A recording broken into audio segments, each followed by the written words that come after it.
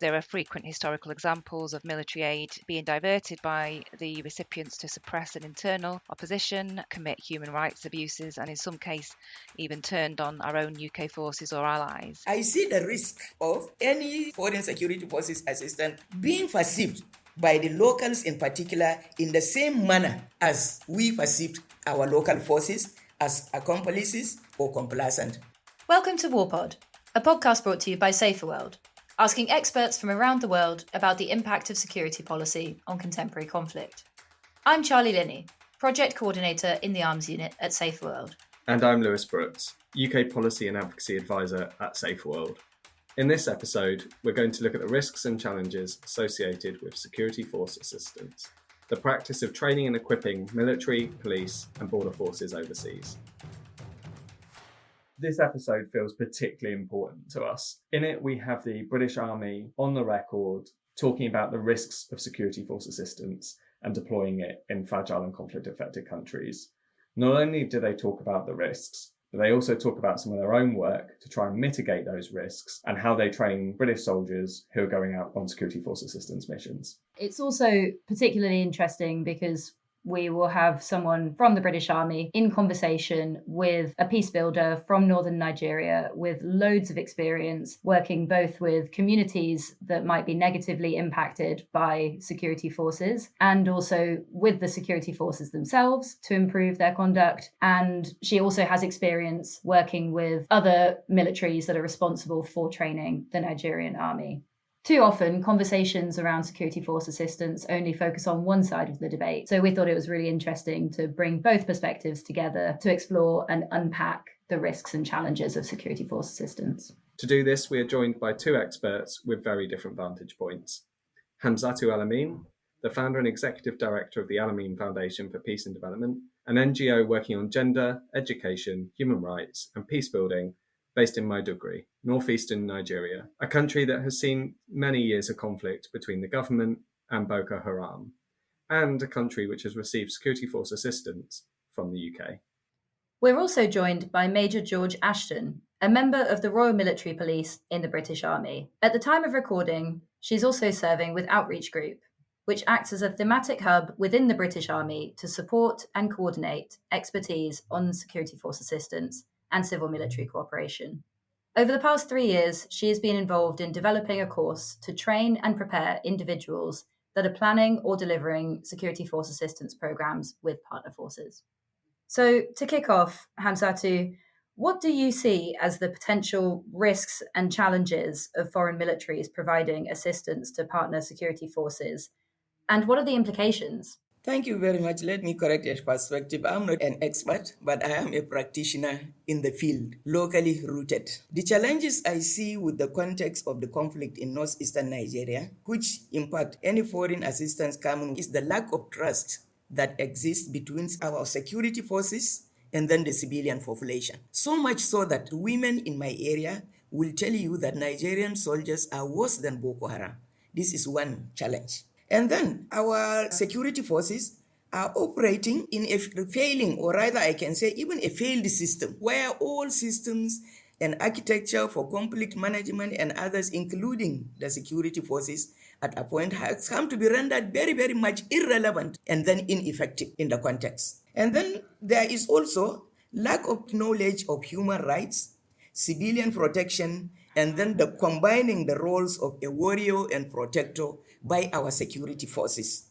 And then there are a lot of conspiracy theories also flying around this escalating and then ongoing violence in the context. And then lastly, the major challenge I see is that international laws and policies are protecting and guaranteeing the interests of national governments, no matter how corrupt, no matter how failed or how complacent these governments are.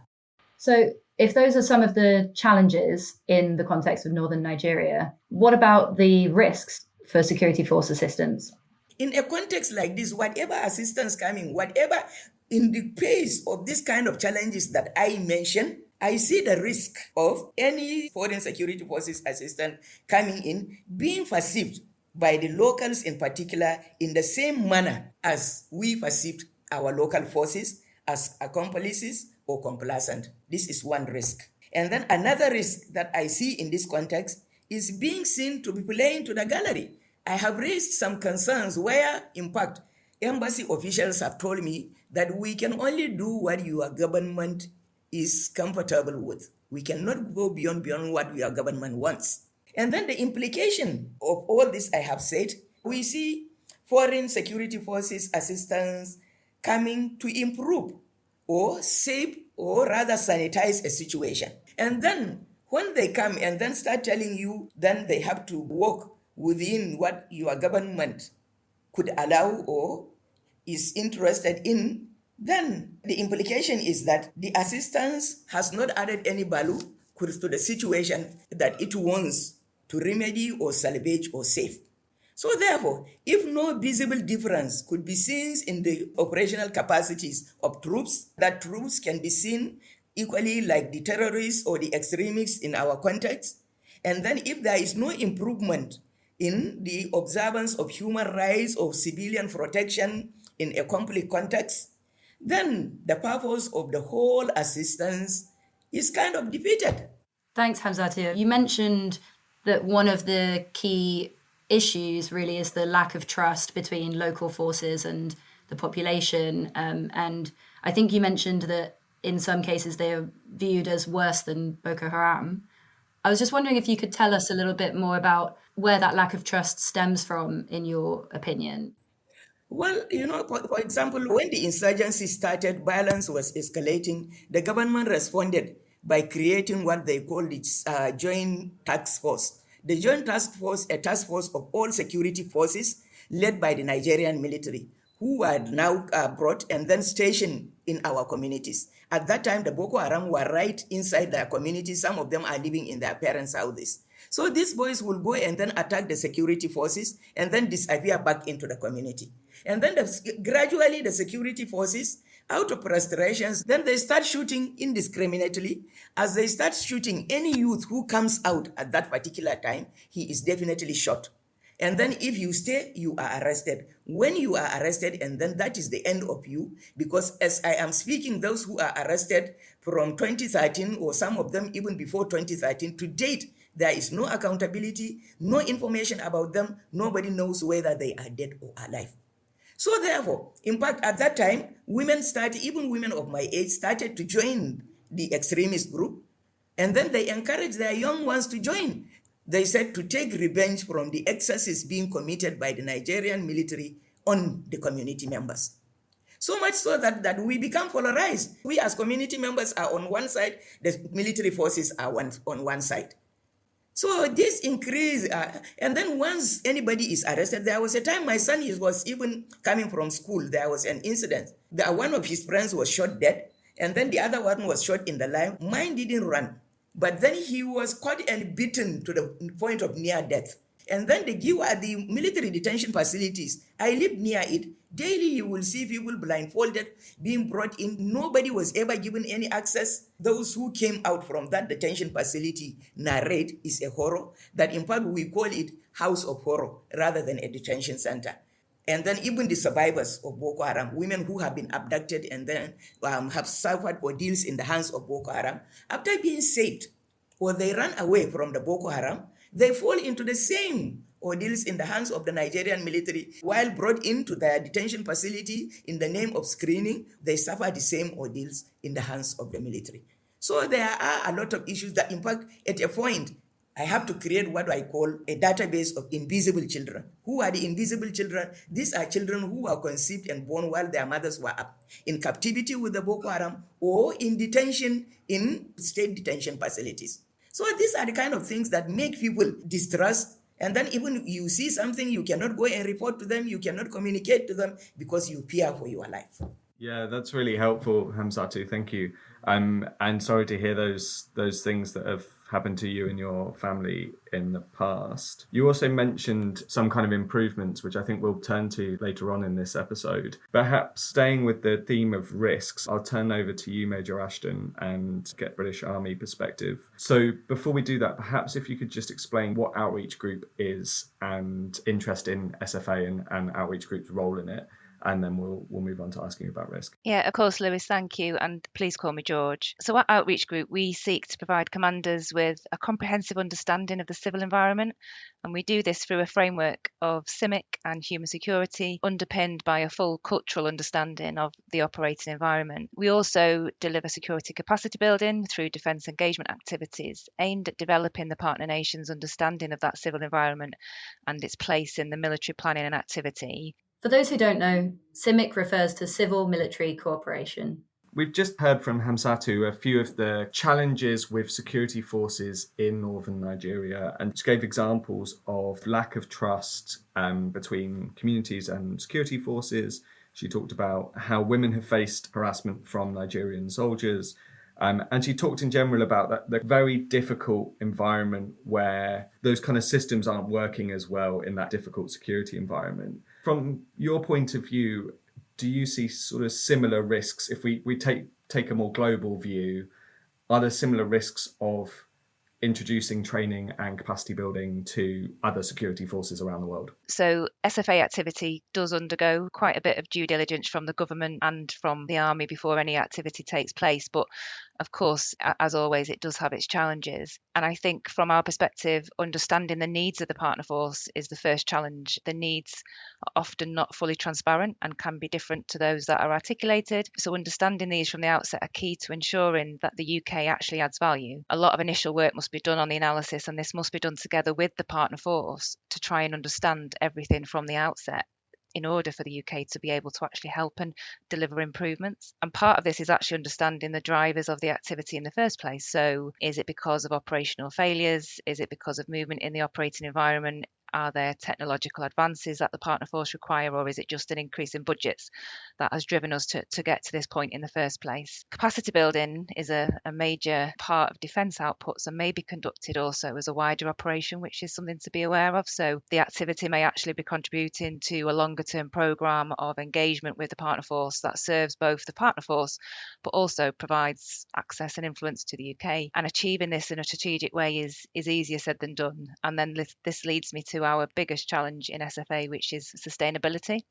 So SFA involves persistent long-term engagement. This is not always easy, and especially if there is a limited understanding of the partner force. So without that understanding of their institutions and their processes, and without that long-term engagement, sometimes SFA can lack value for money, which are the challenges. So thanks very much, George. Those are really helpful to get a sense of the challenges. Perhaps then if you can move on and just talk a bit more about the risks and what are the risks of conducting SFA in a conflict-affected environment? Yeah, of course. So the risks are numerous. The partner force could use provided assistance by the UK, assistance and equipment in ways that are inconsistent with our UK aims and values. So there are frequent historical examples of military aid being diverted by the recipients to suppress an internal opposition, commit human rights abuses, and in some cases even turned on our own UK forces or allies. So the partner force can engage in behaviours that are incompatible with SFA providers, with our UK values and aims. So this is a human security and a reputational risk from the outset. The next risk I'll talk about is the provision of the military assistance to a partner force can sometimes undermine the host nation governance. So concerns have been raised that improving the effectiveness and the capabilities of military forces relative to governmental institutions, especially in a highly fragile or weak state, can actually undermine the civil control of the military, often leading to military coups. SFA to some sections of a partner state security sector can also increase internal competition and develop rivalries between partner force institutions internally, undermining the coherence and interoperability of host state institutions. So this is a risk to civility. Also, the partner forces often want things different than the UK military can actually provide. So high and unreasonable expectations of what we can actually assist as the UK, and also a change in political circumstances on both parts can actually result in unfulfilled promises. The UK engagements can then fall short of expectations or even fail to produce the outcomes, which then undermines that relationship. So, this is a risk to the mission and also a risk to the UK reputation. And then one of the big things that I'd like to talk about is that the differences in culture. At a tactical level, cultural misunderstandings between individuals can actually result in conflict.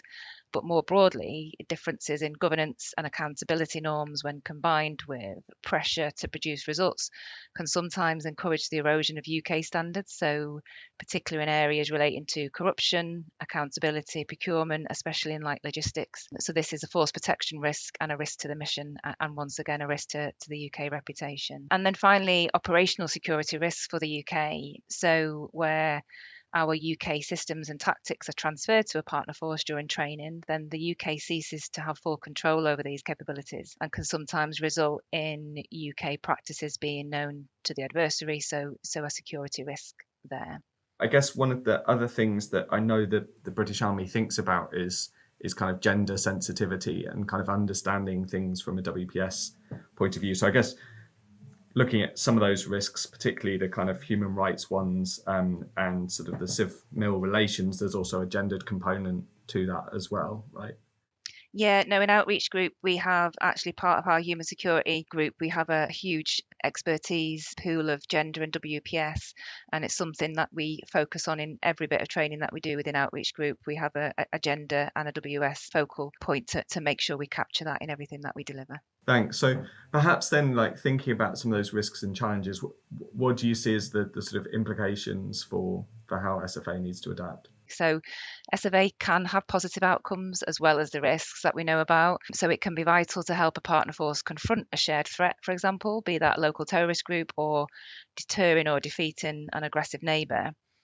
SFA can also help to cement alliances underpinning the collective security and also support stabilisation and democratic transitions. So I feel like SFA, must be thought of as an opportunity cost, not just a risk. Providing assistance to partners can be useful ways to contest the influence of alternative suppliers, but also provide access and understanding that can be leveraged for the wider UK benefit, regardless of the SFA outcome itself. That relationship can be the most important part of SFA. Yeah, thanks. I think there's so many good points in there. And I think, balancing the kind of opportunities alongside the risks is a really important reminder. Hamsatu, if I can turn back to you, I was wondering if you could tell us a bit more about your experience of trying to improve the civil-military relations in northern Nigeria and what kind of mitigations you're advocating for in your work with national security forces. I was delighted when I heard George saying designing and delivering strategies, yes, in spite of all the challenges and the risks. So in fact, they are very, very helpful, but then in the context we are operating, while designing and then delivering these strategies, are you thinking or have you thought of even making our security forces to possess or imbibe some of the ethical requirements of being a member of a security force, particularly of international standards? It's not always about even the security forces themselves or the national government. The population, members of the population of the communities or then the country that this assistance is being given to need to be taken along with, not with strategic information, but with the basic that they need to know so as to win the confidence that foreign security assistance is coming to make a difference in a situation where there are several ungoverned spaces and then where there are a lot of gaps. So if this can also be taken into cognizance, I think the confidence of the population could be won. There are good practices that I saw of recent, particularly with the UK mission in Nigeria, where the officers coming, some of them retired, police and then military, they come and then mingle with particularly some trusted partners, some trusted civil society actors to get more insights. I can't see a foreign military assistant official going down to the communities, no. But then, through some trusted partners, in fact, some of this information of what they need to know and then understand can be, in fact, stepped down and then so that the foreign assistance can win the confidence of the masses and then make their own contributions rather than looking behind and then seeing everybody as the same. And then where in the context of the current conflict in not only northeastern Nigeria but across the Sahel, where several different actors are coming. All of them are white men, sometimes in similar uniform. You wouldn't know who is a UK official, who is from France, who is Wagner man. So I think there are certain information that people need to be aware of, in fact, and then the security forces also encouraged to understand that yes, civilians have a right. I'm not sure whether I can call it a right, but have the privilege of getting some information and then get some knowledge so that at least those who are caught in the middle between the communities and our security forces can be able to facilitate this kind of sensitization, sharing the knowledge and others in the communities. So if such could be imbibed, I think it will go a long way. Thank you, Hamsatu. You also talked just there about how UK officers were starting to connect with trusted civil society partners whilst thinking about that kind of operating environment in northern Nigeria. Am I right in thinking that that also happened to you specifically, and that's helped to improve your connections with the Nigerian security forces? Yeah, definitely. In fact, I have even identified some of the good practices that I saw happening of recent, but it's a very recent development. But even as far back as 2020, during one of our advocacies to the theater command, the theater commander at that time, who is currently the chief of defense staff of Nigeria, told me that, Mama, we military officers are also victims of your people. He said, we are victims of your people who know and see the Boko Haram, but they allow us come to attack us and then kill us without even alerting us. Are we not victims, Mama? So you see the mistrust now. The civilian population don't trust them. They also don't trust us. This is as recent as 2020. So everybody claiming to be a victim of the other. This is the context. So in this kind of situation, honestly, I really appreciated when the LSF came, of retired military officers and then police officers from UK, who came now down to the communities and brokered some kind of relationship between people like me, whose relation with the military were hitherto is that of apprehension and fear. Because I fear them, they are also apprehensive about people like me, thinking we talk a lot, we are the people who really give information. So this relationship went a long way to bring an understanding so that the military can open up to tell us they see themselves as victims of we, the common people. So now that if we, the big population, now see them as abusers of our rights and others, and then see them as an enemy, and then they also see themselves as victim of us, then well, we are all victims. That gave us an opportunity to now sit down and understand each other. So that at the end of the day, in fact, the commander was telling us, if you see us doing anything wrong, please let us know. And that relationship from then brokered by our retired military assistance team and others, in fact, continued that every theater commander that comes, in fact, we are given an opportunity to go and then see them and advocate for them and then enlighten them. And then gradually, when they were now, the training on CIMIC came about for the officers in the Northeast, I was particularly brought in, but at first, like unofficially, can you please, we are inviting you, Hamsatu, can you come and then share some of your experiences? I said, well, that's a good opportunity. When I went, honestly, the soldiers were so happy. Now a civilian activist is coming in their midst, and then to tell them this is the perception they have about them, and they also opening up. And it is from there that I really understand how they also were in a difficult situation. Because some of the questions put forward across to me by an officer during the first training in Maiduguri is, why do you people always accuse us soldiers when we do anything in the while in counter-insurgency operations, but you see the Boko Haram doing a lot of things, humiliating soldiers, but nobody speaks. So which means that there is a lot of gaps. There are a lot of ignorance even among them. In fact, we have to open up, and some of their officers have to stand up to tell them that really we are operating on a set of rules. So these are the kind of things, it really opened our horizon to really understand.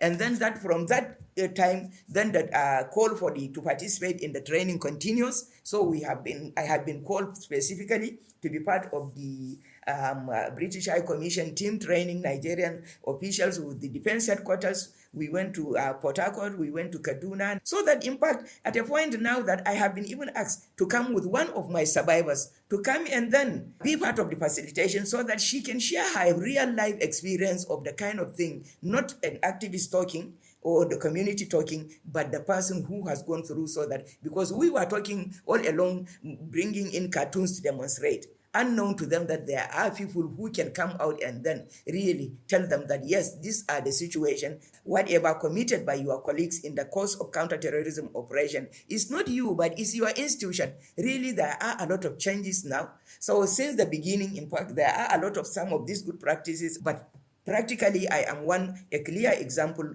of one of such good practices that have been included and is making a lot of difference, in fact, and then enlightening the communities, and then changing the narratives and then perspectives of the common man on our security forces. Thanks, Hamsatu. That was really fascinating to hear all of your experiences and work on this issue with the National Security Forces in Nigeria. George, I know that the British Army has been thinking about these issues for quite some time. I wonder if you could tell us a little bit about some of the mitigations that you talk about within that course, and whether any of those resonate with some of the points that Hamsatu was mentioning. Yeah, no, absolutely, and completely understand the apprehension that we often see about the UK forces and what they're doing. That, we experience that a lot. So I will reiterate here again that the requirement to understand the partner force and the wider strategic environment, including the civil population. So SFA has to be nested within a wider country strategy. We know well that SFA programs will not be effective without those wider considerations, including the rule of law. So the awareness of wider strategic and political context to appreciate those risks and potential for those second order effects is crucial. The importance of understanding the context and building those relationships requires early considered planning and early engagement. And at Outreach Group, we prepare those that are planning or delivering SFA programs to plan appropriately and prepare to enable some of those tactical risks, such as poor delivery, to be mitigated through robust training of the UK troops before they go out there. Also, not a mitigation, but a positive point is that there's a large soft power element, which is not always considered as well, which is building those relationships. They are absolutely crucial, sharing UK values and developing an understanding of how to operate together. The SFA Planners course is important as it shares best practice and ensures minimum standards for the development and the delivery of any activity. The course also allows students to gain a full understanding of the risks that are out there, those apprehensions that will be there when they get into theatre, the challenges of SFA activity, so that positive impact can be increased and that negative impact managed. So we teach how it should be planned, but we also highlight those many challenges out there, so how it really morphs into reality when they get out into theatre to deliver. As both of you have talked about, we've seen this evolution of not only the context in Nigeria, where the relationship between security forces and the communities have improved in recent years, and that kind of practice of SFA. But George, you've also talked about some of that evolutions and the creation of the Security Force Assistance Planners course. I guess then the question is, what next? What would you like to see security forces doing moving forwards? And how would you like to see security forces engaging in conflict areas as the sort of world changes? So SFA in its purest sense is about capacity building, knowledge and sort of best practice in another nation's force. But in a less pure sense, it's about soft power, it's about building relationships. And although SFA is not necessarily UK security forces engaging with civil society, organisations and civilians, that sharing of information and the knowledge of the civil population and a more comprehensive programme in locations moving forward is really important. We spend a lot of time on the planners course teaching about stakeholder engagement, understanding as much as we can about the area that we're going into, what other organisations are in the area, and this includes the civil society organisations, and that initial engagement and knowing who's there, sharing that information, again, I have to emphasise is really crucial. At Outreach Group, we understand how closely connected security force assistance is with capacity building, civic activity, human security and the cultural understanding. They're all interconnected. They don't work without each other. So these core themes guide the development and delivery of all the training programs that we try and deliver for Outreach Group.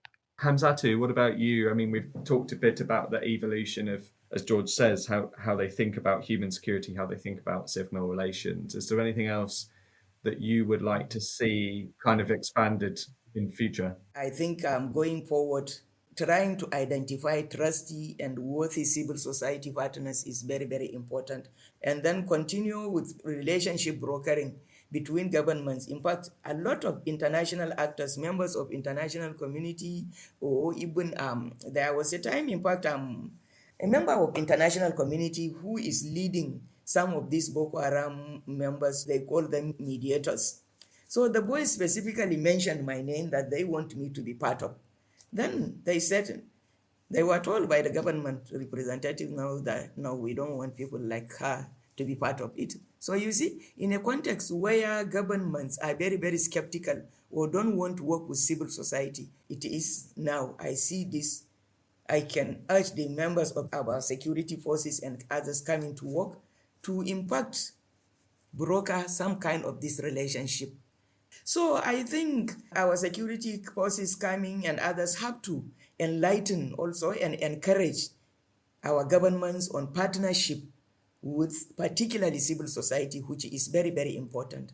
While the international aid and then the embassies that belong to make themselves to be seen with some of these local actors, because being seen in the group for somebody like me now working with a team of British foreign assistance team coming to Nigeria. In fact, I was even sitting next to the defense attaché and talking. That provides me security even in the context in I am operation. That is a security and protection for me as a human rights defender and then a peacemaker. So this is very, very important. And then among the good practices which George mentioned also, which I hear clearly, is the training capacity building that they give to our security forces.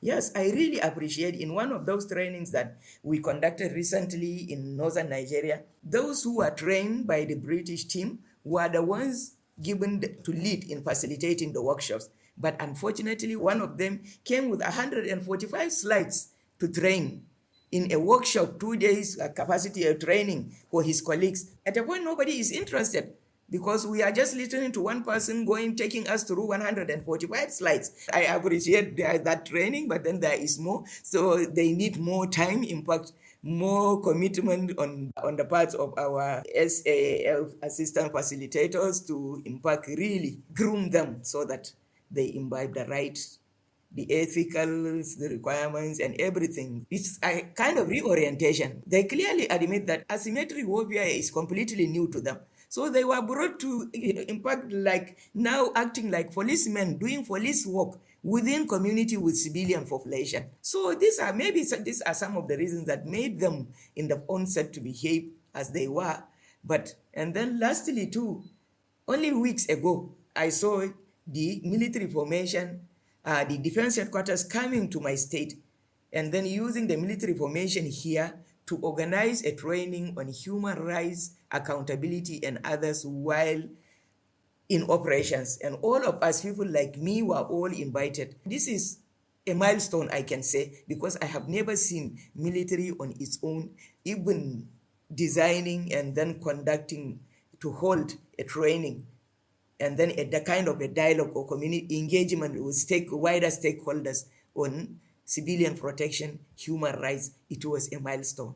And really, this is courtesy of what I see being done by the CIMIC, British Military Corporation and training teams, what they have done to the troops in my area. So I think these are some of the things which I believe, if done, will go a long way in impact, making our society safe and secure, and then making our security operatives perform better in their field of operations. Good to hear that there's been that positive impact that you're seeing in the civ-mil relations. I think the British Army might want to review its capacity building in PowerPoint slides, though, because that sounds like way too many to us. I was going to say about the PowerPoint slides, Hamsatu, we definitely don't teach to have that many PowerPoint slides. That's not something we do at Outreach Group, so I apologise. It's about knowing your audience and knowing what you need to get across. But no, just thank you for your time today. Like I said, going forward, the SFA Planners course is like the first step forward, and obviously now this evolution will only improve relations as we go forward in time. Thank you both for joining us. It's interesting to hear both of your insights from different perspectives, but definitely a lot of synergies in the issues and the risks, and also the positive sides that you're both mentioning when it comes to security force assistance. So thanks so much. That's all we've got time for today. Thanks for listening. WarPod from Safer World. This series was produced by Andy O'Connor and supported by the Joseph Rowntree Charitable Trust. You can listen to all previous episodes and catch up on the latest releases wherever you get your podcasts by searching for and following WarPod. You can also find us on X, formerly known as Twitter, @war_pod and @SaferWorld. And to find out more about our work, visit saferworld-global.org.